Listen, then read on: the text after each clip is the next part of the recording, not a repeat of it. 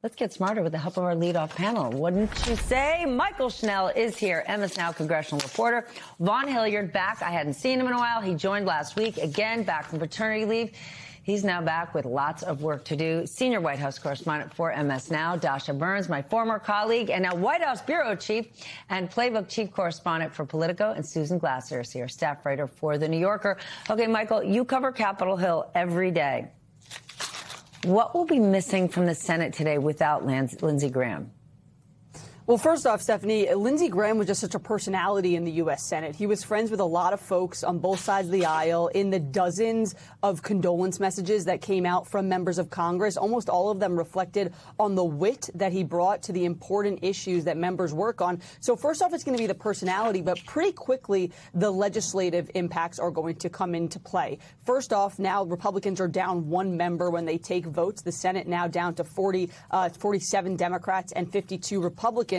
Also, the vacancy at the Senate Budget Committee has to be filled. Senator Graham was the chairman of that committee. And perhaps one of the more important committees on Capitol Hill, the Judiciary Committee. Graham was a key member of that panel, which has a big week this week, with Todd Blanche set to testify for his Attorney General nomination hearing on Wednesday. So there's going to be a lot of moving parts as the Senate returns today. Again, without Lindsey Graham, he was a very big personality and a very big spot legislatively in the Senate. And now that void will have to be filled. Vaughn, I like the way The Economist put it. Lindsey Graham represented the arc of his party. That's a nice way to put it. How do you see it? The arc of his party that the MAGA base of support behind the president never forgot. And I think that is important to understand the relevancy of his relationship as a U.S. senator and somebody who was up on Capitol Hill that was directly working with the president on an almost daily basis, somebody that golfed with the president more than anybody else. And I say that because there's really nobody else that I can recall over the last year that I witnessed on campaign stage after campaign stage relentlessly get booed by Donald Trump's own supporters, and yet the president himself didn't care. Pretty much anybody else that got booed, that was the end of their political tenure. He found a way to boot them from office, primary them.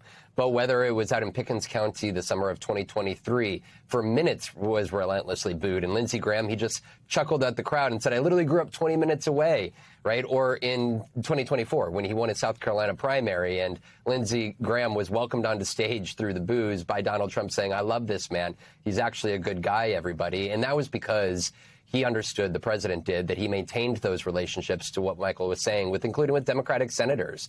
And despite that arc of, you know, having Donald Trump read his phone number out loud on the campaign stage in 2015 and suggesting that there wasn't much of a difference in terms of how one could die with either having Ted Cruz or Donald Trump at the helm, this was somebody who found his way to earning the respect of the president, and in a substantive way, as the president iterated on Saturday night, having a conversation about the Russia sanctions bill, right? There was still, to his last hours, they're still trying to convince the president legislatively to work with Congress. And maybe that is why. Let's talk about the legislative process, Dasha, because how important was the Trump-Graham relationship when it comes to the Senate and actually enacting Trump's agenda? Stephanie, Lindsey Graham is a key link between President Trump and the Senate that is now missing at a really critical time. Look, the relationship between the president and the Senate right now is not great. And Lindsey Graham was playing such an important role in bridging the gap between those two sides. Foreign policy is where he's probably going to be felt the most in this moment. Lindsey Graham was a huge part of redefining what America First looks like in Trump 2.0. There are so many MAGA Republicans that were so surprised to see just how much President Trump was doing on foreign policy when that's not what he campaigned on. Well, Lindsey Graham was a huge advocate for involvement in Ukraine, for involvement with Israel, support of Israel, and for the war in Iran. He was a hawk that had Trump's ear, that had Trump's confidence, and that is going to be missing now. And the morning over Lindsey Graham has turned to maneuvering pretty quickly, not just in who's going to, replace him in that seat, but also who might take the mantle up now of being that key link between the president and and Congress, because Lindsey Graham played a really unique role there. He was incredibly effective there. And right now, both from the White House sources I talked to and folks on Congress, nobody quite knows who can fill those shoes. Susan, weigh in on all of this, from Trump critic to ally, and what happens now?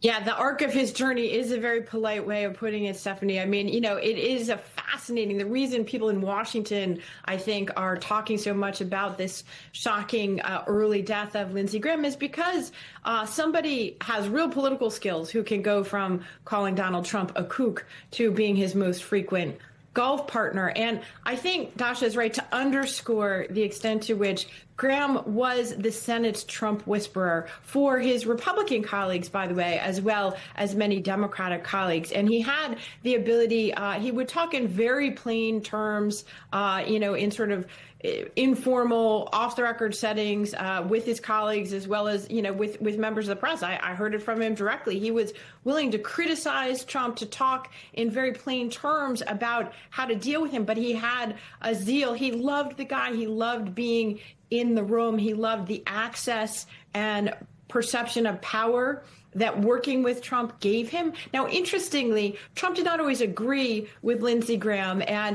there was an element of sort of hope over experience when it came to Graham's real advocacy for Ukraine over the past few years. Notably, Trump kept Graham in his inner circle without necessarily adopting his views. I remember in 2025 and earlier part of 2026, Lindsey Graham, just every few weeks, he would go on television and he would say, oh, this is really big news. Donald Trump has agreed to my big Ukraine, my big Russia sanctions bill in the Senate, bipartisan bill with Senator Richard Blumenthal. It's going to pass this week.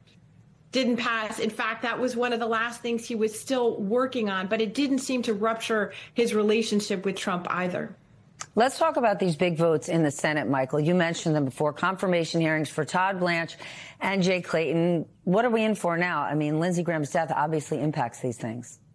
Yeah, there is going to be an impact, Stephanie, but in terms of the schedule, I've been told from sources, don't expect, at least as of now, any changes to that confirmation hearing for Todd Blanche happening on Wednesday before the Senate Judiciary Committee. But look, there are some Republicans who may be skittish about Todd Blanche's confirmation. Some of those moderates we've heard from, for example, Thom Tillis, John Cornyn. There may be some problems with someone like Lisa Murkowski. Lindsey Graham was seen as somebody by the administration and by Senate GOP leadership who would shepherd through Todd Blanche, who would help bring those skeptics of Todd Blanche to supporters, help get one of President Trump's key nominees confirmed. And now that person isn't there. It's what Dasha was getting to before.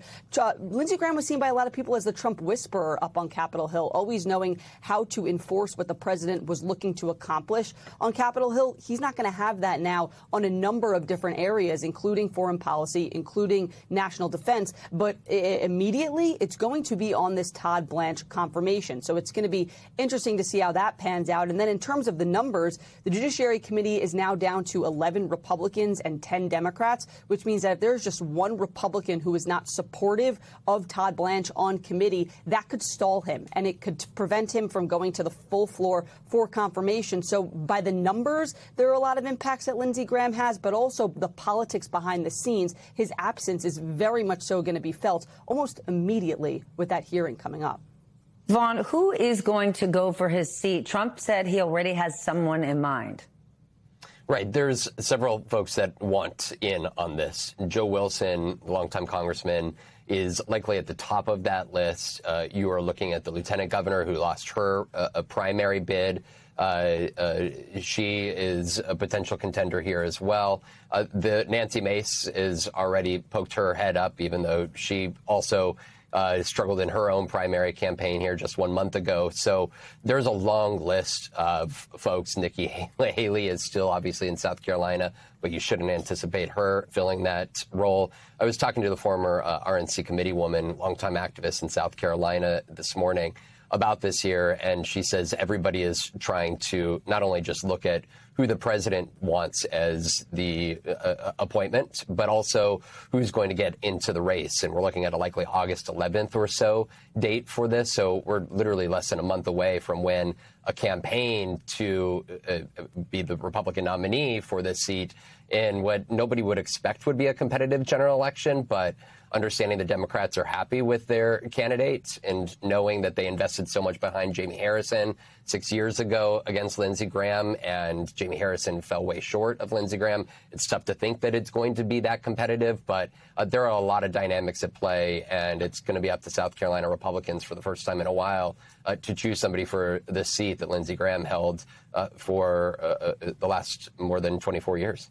And what about the international dynamics, Dasha? The reason Lindsey Graham was in Ukraine is because he was specifically pushing for more sanctions on Russian oil. You interviewed Zelensky just a few months ago. What do you think is going to happen here? When it comes to Ukraine, there are few Republicans in Senate that stood closer or stood by Zelensky more than Lindsey Graham did.